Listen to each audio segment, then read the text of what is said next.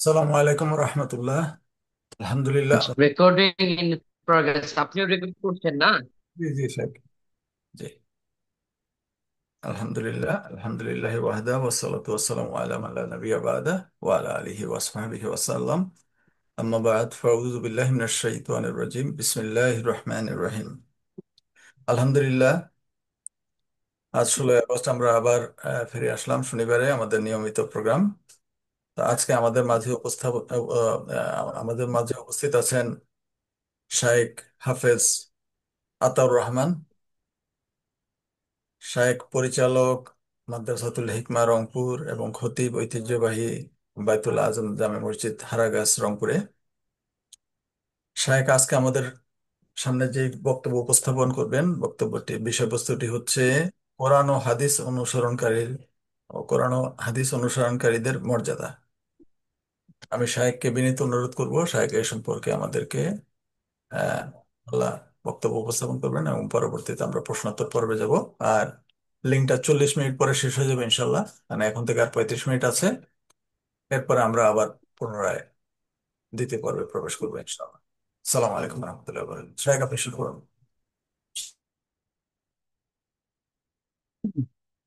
আসসালামু আলাইকুম রহমতুল্লাহি ওয়া বারাকাতুহু। আলহামদুলিল্লাহ ওয়াসসালাতু ওয়াসসালামু আলা রাসূলিল্লাহ ওয়া বা'দ। ফাআউযু বিল্লাহি মিনাশ শাইতানির রাজীম। ইন্নাল্লাযীনা আমানু ওয়া আমিলুস সালিহাতি কানাত লাহুম জান্নাতুল ফিরদাউসি নুজুলা। وقال سبحانه وتعالى في آية أخرى: فأعوذ بالله من الشيطان الرجيم. إن الذين آمنوا وعملوا الصالحات إنا لا نضيع أجر من أحسن عملا.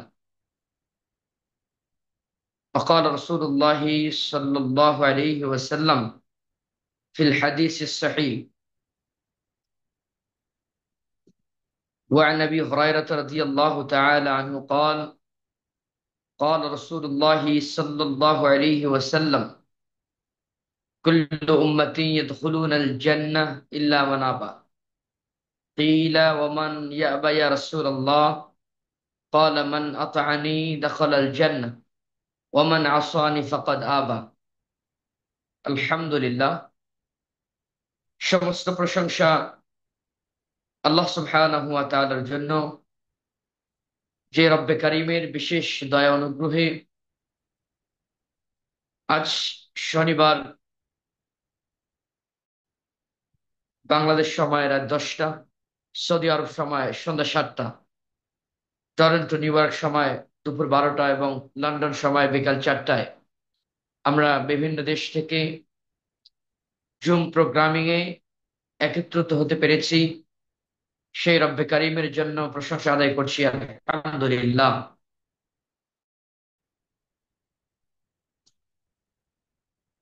দরুদ ও সালাম বর্ষিত হতে থাক নবিয়্যিনা মুহাম্মদ রাসূলুল্লাহ সাল্লাল্লাহু আলাইহি ওয়াসাল্লামের প্রতি। সম্মানিত দিনী ভাই, যারা আমাকে শুনছেন এবং দেখছেন, পৃথিবীর বিভিন্ন প্রান্ত থেকে যারা আমাদের সঙ্গে যুক্ত হয়েছেন, সকলকে আন্তরিক মোবারকবাদ এবং অভিনন্দন জানিয়ে আমরা আজকে উল্লেখিত বিষয়ে আলোচনা পেশ করতে যাচ্ছি ইনশাআল্লাহ। সম্মানিত দিনী ভাই, আমাদের পূর্ব নির্ধারিত আলোচনার বিষয় ছিল যে পবিত্র কোরআন আল কারীম ও সহিহ হাদিস অনুসরণকারীদের মর্যাদা। ইনশাআল্লাহ উল্লেখিত বিষয়কে সামনে রেখে নাতিদীর্ঘ একটি বিবরণ পেশ করবার চেষ্টা করব ইনশাআল্লাহ। ওমা তৌফিক ইল্লা বিল্লাহ, আলাইহি তাওয়াক্কালতু ওয়া ইলাইহি উনীব। সম্মানিত দিনী ভাই, আমি আপনাদের জ্ঞাতার্থে একটি বিষয় জানিয়ে রাখি। সেটি হলো, পৃথিবীতে মানুষ আছে, তারা হাদিস অনুসরণ করে, কোরআন অনুসরণ করে, কিন্তু কোরআন এবং হাদিসকে যাচাই বাছাই করে অনুসরণ করে না। এটি অত্যন্ত দুঃখজনক। দুঃখজনক বলতে কেমন? যে তারা হাদিস পেলেই অনুসরণ করে, কোরআনুল কারীমের আয়াত পেলেই মানতে চায়, প্রেক্ষাপট বুঝে না। তো প্রেক্ষাপট, ব্যাকগ্রাউন্ড, শান নজুল, এগুলিকে সামনে রেখেই এর ব্যাখ্যা করতে হবে। আমাদেরকে কোরআন এবং হাদিস বুঝতে হবে সে উসুল এবং সেই মানহাজে, যে উসুল এবং যে মানহাজে সাহবায়ে কারাম রাদিয়াল্লাহু তাআলা আনহুম আজমাইন তারা বুঝেছিলেন। তো হাদিস পেলেই আমরা মনে করি এটি রাসূলুল্লাহ সাল্লাল্লাহু আলাইহি সাল্লামের, জি না। যেমন আমরা অনেক জায়গায় অনেক বিদ্বান যারা পৃথিবীর শিক্ষিত, আমি তাদেরকে শিক্ষিত বলি না, তারা শিক্ষিত বলেন, তারা একটা হাদিস বলেন যে উতলুবুল ইলমা ওয়ালাউ কানা ফিস সিন। এটা মানুষের কথা, কিন্তু রাসূলুল্লাহ সাল্লাল্লাহু আলাইহি ওয়াসাল্লামের কথা নয়। এর অর্থ হলো যে জ্ঞান অন্বেষণ করার জন্য শুধু চীন হলেও যাও। তো এই যে আমরা হাদিস পেলেই যে আমাদেরকে অনুসরণ করতে হবে এমনটা নয়, বরং কি করতে হবে, কোরআন এবং সহিহ হাদিস যেটি, এটি আমাদেরকে কষ্টি পাথরে যাচাই বাছাই করে আমাদেরকে অনুসরণ করতে হবে। এতে লাভ কি, সেই বর্ণনা, সেই মর্যাদার কথা আমরা আজকে আপনাদের সামনে আলোচনা করবো ইনশাআল্লাহ। প্রথমত হলো, যারা কোরআন এবং সহিহ হাদিসের সহিহ মানহাজ, সহিহ দ্বীন, যেই দ্বীনের দাওয়াত, যেই দ্বীনের ইনভাইটেশনের জন্য আল্লাহ রাব্বুল আলামিনের পক্ষ থেকে নবী সাল্লাল্লাহু আলাইহি ওয়াসাল্লাম পৃথিবীতে এসেছিলেন, সেটিকে আমাদেরকে অনুসরণ করতে হবে। আমরা যদি রাসূলুল্লাহ সাল্লাল্লাহু আলাইহি ওয়াসাল্লামের জীবন আদর্শ এবং কোরআনকে সামনে রেখে এই হাদিস এবং কোরআনকে অনুসরণ করি, তাহলে আমাদের মর্যাদাটা কেমন হবে একটু আপনাদেরকে আমি বলি। আল্লাহ সুবহানাহু ওয়া তাআলা বলছেন কোরআন আল কারীমের 18 নম্বর সূরা, সূরা আল কাহাফের 30তম আয়াত কারিমা, 30 নম্বর আয়াত কারিমায় আল্লাহ তাআলা বলছেন, যারা কোরআন এবং সহিহ হাদিসকে অনুসরণ করে চলবে, ভালো আমল করবে, আমলে সালেহ অর্থাৎ কোরআন এবং সুন্নাহ দ্বারা অনুমোদিত যে আমলগুলি, এই আমলগুলি যারা করবে তাদের আমল আমি বিনষ্ট করব না। সুবহানাল্লাহ। আল্লাহ তাআলা বলছেন, ইন্নাল্লাযীনা আমানু ওয়া আমিলুস সালিহাতি ইন্না লা নুযীউ আজরা মান আহসানা আমালা। নিশ্চয় যারা ঈমান এনেছে, অর্থাৎ আল্লাহ এবং তার রাসূলুল্লাহ সাল্লাল্লাহু আলাইহি ওয়াসাল্লামের প্রতি, আসমানী কিতাবের প্রতি, রাসূলগণের প্রতি, পরকালের প্রতি, তাকদীরের ভালো মন্দের প্রতি বিশ্বাস স্থাপন করেছেন, ঈমান এনেছেন, সহিহ ঈমান, যে ঈমানের দাওয়াত নিয়ে মুহাম্মদ সাল্লাল্লাহু আলাইহি সাল্লাম পৃথিবীতে এসেছিলেন, সেই ঈমান যারা নির্ভেজাল ঈমান, যে ঈমানে তাওহীদ জড়িত, যে ঈমানে শিরক নাই, শিরক মুক্ত ঈমান যারা এনেছে, ওয়া আমিলুস সালিহা, এবং যারা আমলে সালেহ করেছেন, আমলে সালেহ করেছেন। আমলে সালেহ বলতে কোরআন এবং সুন্নাহ দ্বারা অনুমোদিত আমল, রাসূলুল্লাহ সাল্লাল্লাহু আলাইহি ওয়াসাল্লামের পক্ষ থেকে সার্টিফাইড আমল, যে আমল করার তিনি অনুমোদন দিয়েছেন, যে আমল করার তিনি পারমিশন দিয়েছেন, যে আমলটা তিনি ইসলামের জন্য অ্যালাউ করেছেন, এই আমলগুলি করবে। আল্লাহ রাব্বুল আলামিন বলছেন, ইন্না লা নুযীউ আজরা মান আহসানা আমালা। নিশ্চয়ই আমি আল্লাহ তাদের সেই আমলগুলিকে নষ্ট করব না, বরং কি করব, আজরা মান আহসানা আমালা, আমি তাদের ভালো আমলের বিনিময়ে সর্বোত্তম পুরস্কার আমি তাদেরকে দিয়ে দেব। সুবহানাল্লাহ। অর্থাৎ আমি আলোচনার শুরুতেই আয়াতে কারিমা পাঠ করলাম কেন, যারা কোরআন এবং সহিহ হাদিস মানে, তাদের মনে, তাদের আত্মায় একটা প্রশান্তি বাতাস বইবে, যে না, আমরা যারা একুরেট অথেন্টিক কোরআন এবং সুন্নাহর কথা মানি, জানি আল্লাহ রাব্বুল আলামিন আমাদের আমলগুলিকে নষ্ট করবেন না। সম্মানিত দিনী ভাই, বলছিলাম যে যারা কোরআন এবং সহিহ হাদিসকে অনুসরণ করে তাদের মর্যাদা, প্রথমত মর্যাদা হলো যে তারা পৃথিবীতে আল্লাহ তাআলাকে চিনে আমল করেন। আর আল্লাহ তাআলাকে জেনে বুঝে আমল করলে তাদের মর্যাদা, তাদের ইজ্জত, তাদের পরকালীন জীবনের পুরস্কার হলো আল্লাহ রাব্বুল আলামিন তাদেরকে জান্নাত দিয়ে দিবেন। তো একজন সহি মানহাজ, একজন সহি আল্লাহওয়ালা, একজন সহি দিনদার মানুষের প্রথম মেথড, প্রথম চিন্তা চেতনা হলো রব্বে করিমের আগে পরিচয় তাকে জানতে হবে। তার পরিচয় ছাড়া যদি আমল করে, তাহলে আমলগুলি শিরক, বেদাত এবং অপসংস্কৃতি মিশ্রিত একটি ইবাদত হবে, যে ইবাদতের বিনিময় আল্লাহ রাব্বুল আলামিন হয়তোবা জান্নাত দিবেন না।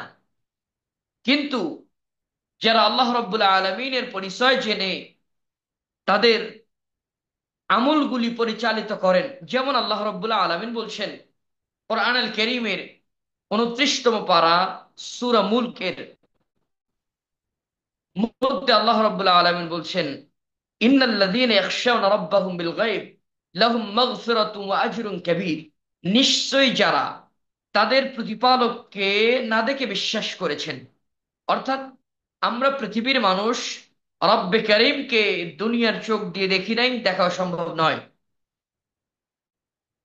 না দেখে তার প্রতি আমরা অগাধ আস্থা এবং বিশ্বাস রেখে মাবুদ মেনে, সত্তা মেনে তার দাসত্ব স্বীকার করেছি আমরা। তা আমাদের জন্য আয়াতি কারিমা আল্লাহ রাব্বুল আলামিন বলছেন যে ইন্নাল্লাযীনা ইয়াখশাউনা রাব্বাহুম বিল গায়ব, নিশ্চয়ই যারা তাদের প্রতিপালকের পক্ষ থেকে অদেখা সত্ত্বে তার রবকে বিশ্বাস করেছেন, আমি আল্লাহ বললাম তাদের জন্য লাহুম মাগফিরা, তাদের জন্য রয়েছে ক্ষমা, ওয়া আজরুন কাবীর, এবং তাদের জন্য রয়েছে মহা পুরস্কার। এই মহা পুরস্কার বলতে মুফাসসিরিনে কেরাম বলছেন, বিশেষ করে হযরত আব্দুল্লাহ ইবনে আব্বাস রাদিয়াল্লাহু তাআলা আনহু, তিনি বলছেন যে বড় পুরস্কার বলতে জান্নাতুল ফেরদাউস ছাড়া আর কোনো কিছু নাই। সুবহানাল্লাহ। সুতরাং যারা কোরআন এবং সহিহ হাদিস মানে, তাদের প্রথম মর্যাদা এবং প্রথম স্টেপ হলো রব্বে করিমের পরিচয় জেনে তারা ইবাদত করে। যার কারণে সহিহ মানহাজের মানুষরা রব্বে করিম ছাড়া আর কারো কাছে তাদের সিজদায় অবনত সেই মস্তককে আর কারো কাছে নত করে না। আর যারা আল্লাহ রাব্বুল আলামিনের পরিচয় না জেনে ইবাদত করে, তারা আল্লাহকেও সিজদা করে, গায়রুল্লাহকেও সিজদা করে, তাদের পরিণতি খারাপ। কেন খারাপ? তারা রবের পরিচয় না জেনে তারা ইবাদত করতে শুরু করেছেন। এই জন্য আল্লাহ তাআলা কোরআন আল কারীমের বিভিন্ন আয়াতে কারিমায় তিনি বলেছেন যে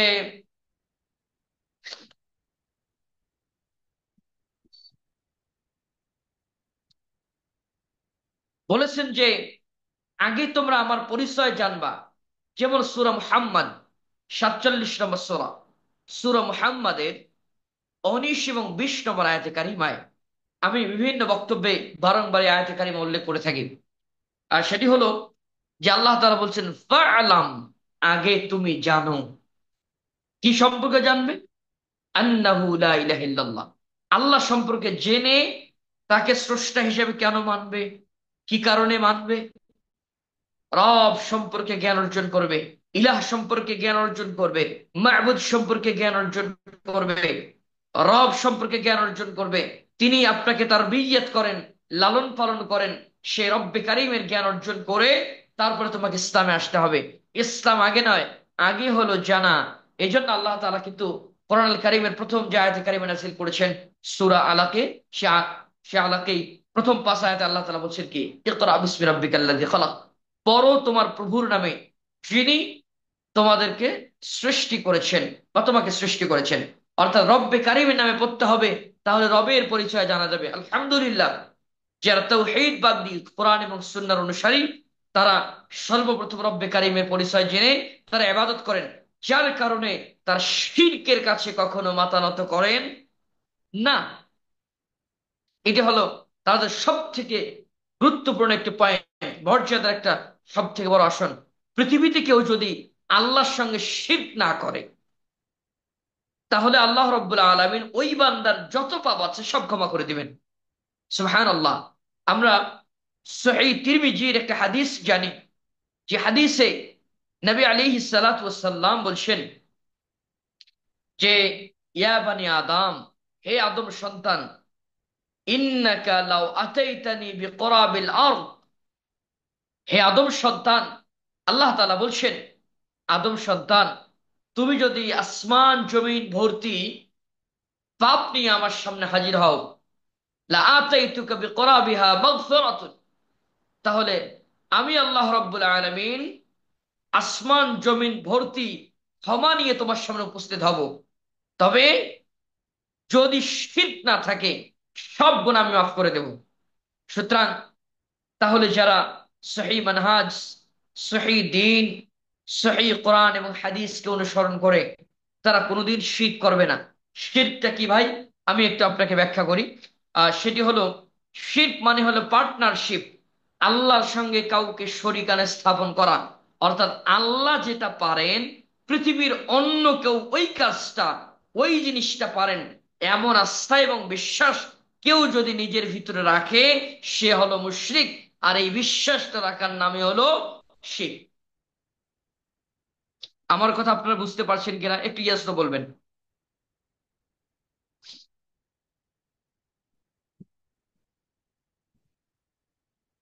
সম্মানিত হ্যাঁ, দিনী ভাই, বুঝতে পারছি।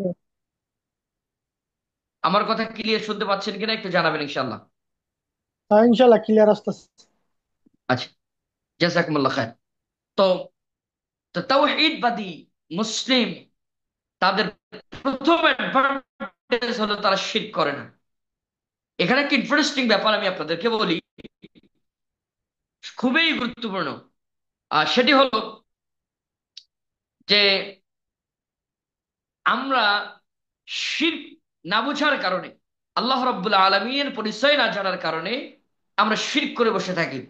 যেমন, আমার আল্লাহ রাব্বুল আলামিন কোনো সন্তান দিচ্ছেন না, ফর এক্সাম্পল। দেখেন, রবের পরিচয় জেনে আমল করাটা কতটা গুরুত্বপূর্ণ। যে আমরা আল্লাহ তাআলার পরিচয় না জেনে আমরা আমল করা শুরু করছি। আমি আল্লাহর আল্লাহর কাছেও তাহাজ্জুদে চাই, আবার মাজারে গিয়েও পীর বাবার কাছে চাই।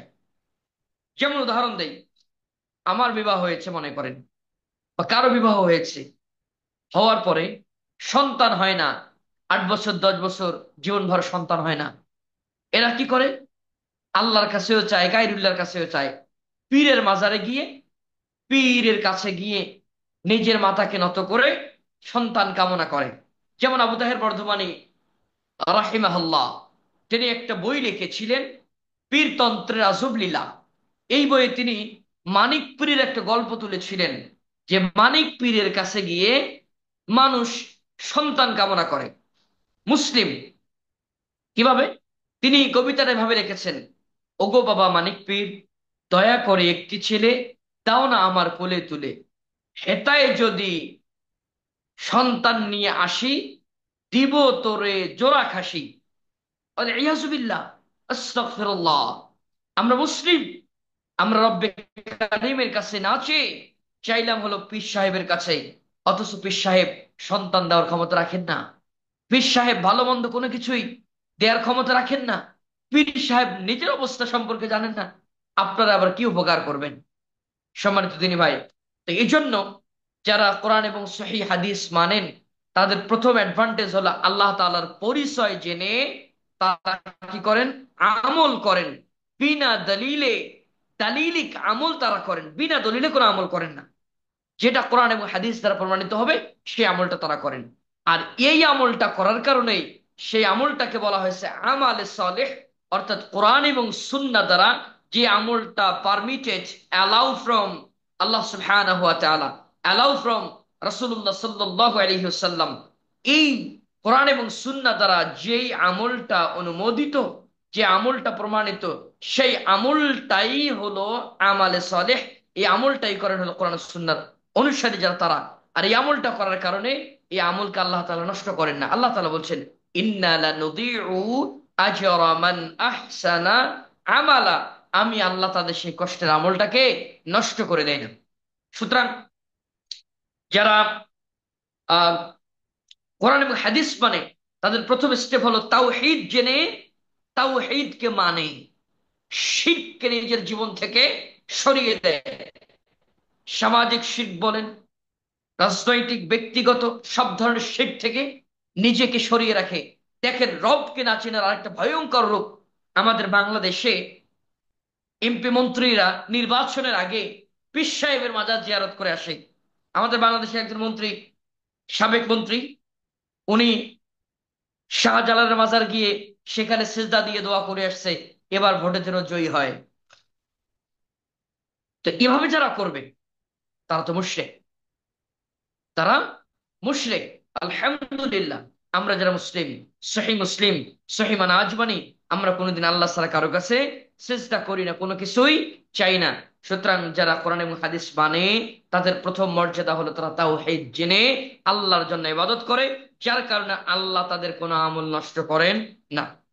2 নম্বর, তারা রাসূলুল্লাহ সাল্লাল্লাহু আলাইহি সাল্লামের সুন্নাহর উপরে অটুট। সারা পৃথিবী যদি একদিকে হয়, সুন্নাহ যেদিকে থাকবে সেদিকেই তারা পাবন্দি রেখে সে আমলে করবে। যদি পৃথিবীতে একজন অনুসারী হয়, একজনই হবে, তারপরেও সমাজের সঙ্গে, স্রোতের সঙ্গে গা মিলিয়ে, গা ভাসিয়ে দিবে না, সুন্নাহকে বেদাতের সঙ্গে মিশ্রিত করবে না। সম্মানিত দিনী ভাই, তাহলে যারা কোরআন এবং হাদিস মানে, তাদের দ্বিতীয় মর্যাদা হলো তারা সুন্নাহকে নিজের জীবনের থেকেও বেশি মর্যাদা দেয়। এই কারণেই যে নবী সাল্লাল্লাহু আলাইহি সাল্লামের একটা হাদিস তারা জানেন। হাদিসটি হলো, নবী সাল্লাল্লাহু আলাইহি সাল্লাম বলছেন, লা ইউমিনু আহাদুকুম হাত্তা ইয়াকুনা আহাব্বা ইলাইহি মিন ওয়ালিদিহি ওয়া ওয়ালাদিহি ওয়ান নাসি আজমাইন। যে তিনি বলছেন যে তোমাদের মধ্যে কোনো মানুষ, কোনো ব্যক্তি কোনো দিন ইমানদার হতে পারবে না যতক্ষণ পর্যন্ত না আমি মুহাম্মদ সাল্লাল্লাহু আলাইহি ওয়াসাল্লাম তার কাছে, অর্থাৎ ব্যক্তির কাছে, তার পরিবার পরিজন, স্ত্রী সন্তান, বাবা মার থেকেও বেশি প্রিয় হব না।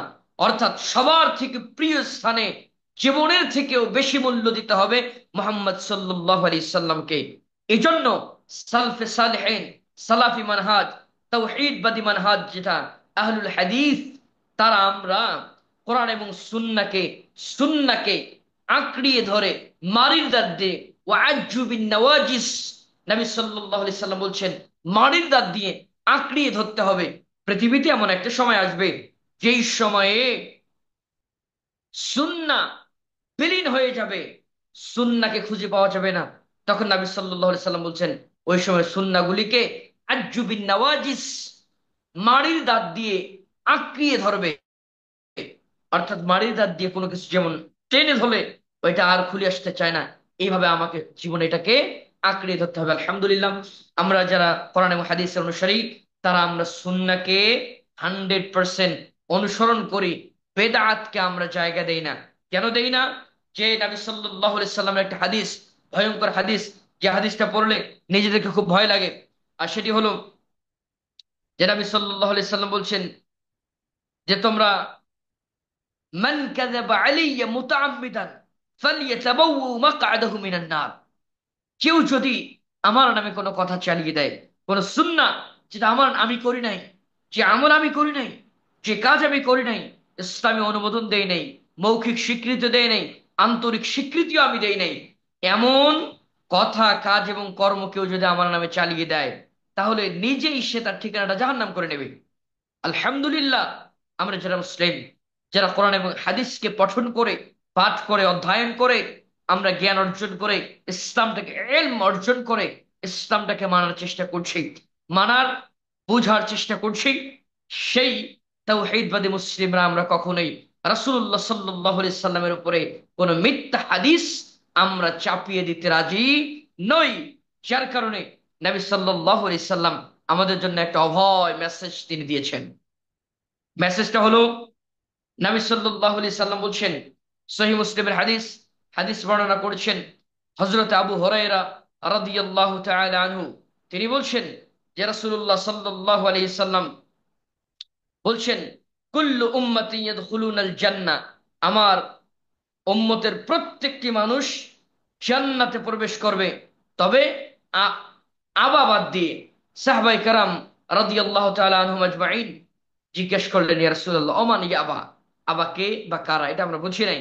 তখন নবী সাল্লাল্লাহু আলাইহি সাল্লাম তাদেরকে বলছেন, মান আতাআনি দাখালাল জান্নাহ, যারা আমার অনুসরণ করবে, অর্থাৎ আমি মুহাম্মদ সাল্লাল্লাহু আলাইহি সাল্লাম নবুয়তি জীবনের দীর্ঘ 23টি বছর যা কথা, কর্ম এবং মৌখিক আন্তরিক অনুমোদন দিয়েছি, এগুলি যারা অনুসরণ করবে, অনুকরণ করবে, সুন্নাহকে পরিবর্তন করবে না, সুন্নাহকে মেনে চলবে, সে জান্নাতে চলে যাবে। আমরা আমরা তাওহীদবাদী মুসলিমরা কখনো আল্লাহর নবী সাল্লাল্লাহু আলাইহি সাল্লামের হাদিসকে অস্বীকার করি না। আর তার নামে বানোয়াট এবং মিথ্যা হাদিসগুলিকেও নিজের জীবনে আশ্রয় না দিয়ে রাসূলুল্লাহ সাল্লাল্লাহু আলাইহি সাল্লামের পক্ষ থেকে প্রমাণিত, সাহাবায়ে কারাম রাদিয়াল্লাহু তাআলা আনহুম আজমাইনদের পক্ষ থেকে প্রমাণিত, তাবিন ইজম সালফে সালেহিনদের পক্ষ থেকে প্রমাণিত হাদিসগুলি আমরা অনুসরণ করে থাকি। যার কারণে আমাদের আমলগুলি আল্লাহ রাব্বুল আলামিন ইনশাআল্লাহ নষ্ট করবেন না। এই আমলের বিনিময়ে আল্লাহ তাআলার দয়া আমাদেরকে জান্নাত দিয়ে দেবেন ইনশাআল্লাহ। তো যারা কোরআন এবং হাদিস মানে, তাদের দ্বিতীয় মর্যাদা হলো তারা কোনোদিন আল্লাহর নবী মুহাম্মদ সাল্লাল্লাহু আলাইহি সাল্লামের সুন্নাহর বাহিরে কখনো যেতে রাজি নন। তিনি যেভাবে, যেই কাজ যেখানে করেছেন, আমরাও সেখানে সেইভাবে সেই কাজ করতে প্রস্তুত। ফাঁসির মঞ্চে গেলেও সুন্নাহকে বর্জন করতে রাজি নয়, শুলে চড়ালেও সুন্নাহর বিরুদ্ধে যেতে রাজি নয়।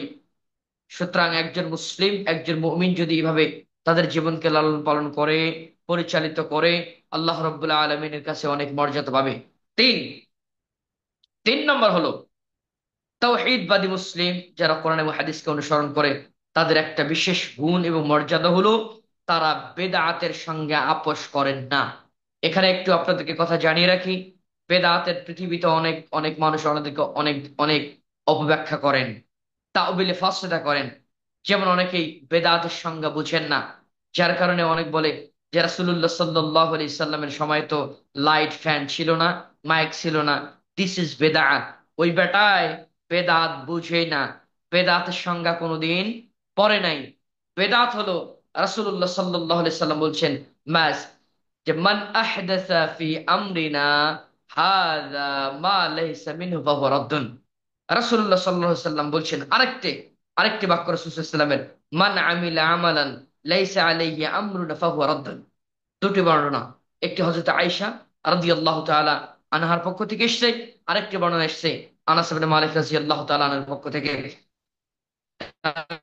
বলছেন যে রাসূলুল্লাহ সাল্লাল্লাহু আলাইহি সাল্লাম বলছেন, মান আমিলা আমালান লাইসা আলাইহি আমরুনা ফাহুয়া রাদ্দুন, যে যারা এমন কোন আমল ইসলামে চালু করবে যে আমলের অস্তিত্ব আমি মুহাম্মদ সাল্লাল্লাহু আলাইহি সাল্লামের সময় ছিল না, সাহাবায়ে কারাম রাদিয়াল্লাহু তাআলা আনহুম আজমাইন এর সময় ছিল না, তাবেঈন ইজম এর সময় ছিল না, সালফে সালেহিনরাও এই কাজ করেন নাই, এমন কাজ যদি কেউ ইসলামে চালিয়ে দেয় সওয়াবের আশায়, দিস ইজ কল্ড বেদাত মা সাবাকা মিসলাহু, যেটা ইসলামের অতীতে কোনো দৃষ্টান্ত নাই, ইসলামের প্রারম্ভিক কাল থেকে ইসলামে যার কোনো অবস্থান নেই, এমন কথা এবং কাজ কেউ যদি চালায়, দিস ইজ কল্ড বেদাত, এটিকে বেদাত বলা হবে। আর এই বেদাতিরা রাসূলুল্লাহ সাল্লাল্লাহু আলাইহি সাল্লামের সুপারিশ এবং শাফাত পাবে না। কেন? রাসূলুল্লাহ সাল্লাল্লাহু আলাইহি সাল্লাম বলছেন, কুল্লু বিদআতিন দালালা, প্রত্যেকটি বেদাত হলো পথভ্রষ্ট, ও কুল্লু দালালাতিন ফিন্নার, আর প্রত্যেকটি পথভ্রষ্ট ব্যক্তি জাহান্নামে যাবে। আরেকটি হাদিসে বলেছেন রাসূলুল্লাহ সাল্লাল্লাহু আলাইহি সাল্লাম যে দেখেন, যদি কেউ বিদআত করে সেই জান্নাতে যাবে না হাউজে কাউসারের পানি, যে হাউজে কাউসার আল্লাহ রাব্বুল আলামিন আমাদের প্রিয় নবী মুহাম্মদ রাসূলুল্লাহ সাল্লাল্লাহু আলাইহি ওয়াসাল্লামকে উপহার দিয়েছেন, গিফট করেছেন, এই হাউজে কাউসারের দায়িত্বে থাকবেন মুহাম্মদ সাল্লাল্লাহু আলাইহি সাল্লাম। তিনি বলছেন, ইন্নী ফারাতুকুম আলাল হাউজ, সহিহ বুখারীর হাদিস কিতাবুল ফিতান, এই অধ্যায়ে হাদিসটি এসেছে। রাসূলুল্লাহ সাল্লাল্লাহু আলাইহি সাল্লাম বলছেন, আনা ফারাতুকুম আলাল হাউদি, আমি হাউজে কাউসারের কাছে থাকবে কিয়ামতের দিন। তোমরা আমারে কোথাও খুঁজে না পেলে হাউজে কাউসারের কাছে পাবে। সেখানে আমি তোমাদের আগে যাব, এরপরে আমি আমার উম্মতদেরকে কি করাবো? পানি পান করাবো। যে একবার পানি পান করবে, নবী সাল্লাল্লাহু আলাইহি সাল্লাম বলছেন যে অমান শারিবা মিনহু লাম ইয়াজমা বা'দাহু আবাদান। যে একবার হাউজে কাউসারের পানি পান করবে, আর কোনোদিন পানি পান করার পরে আর কোনোদিন জীবনে আর কোনোদিন সে তৃষ্ণার্ত হবে না, ফার্স্টি পিপাল আর হবে না সে। তার জীবনে আর তৃষ্ণা থাকবে না, সমস্ত তৃষ্ণা মিটে যাবে। সুবহানাল্লাহ। এটা কারা পাবেন?